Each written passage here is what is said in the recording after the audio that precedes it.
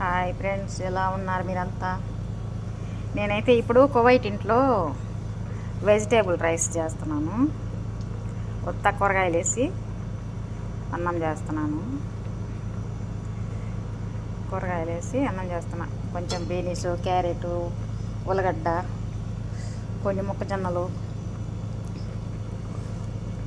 బటనాలు అన్నీ వేసి వెజిటేబుల్ అన్నం అయితే చేస్తున్నాను.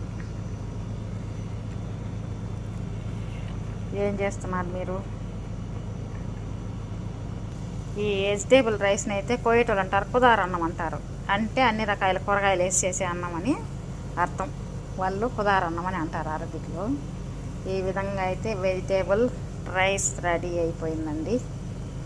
సరేనండి, మన మిట్టపల్లి ఛానల్ని తప్పకుండా సబ్స్క్రైబ్ చేయండి, లైక్ చేయండి, షేర్ చేయండి.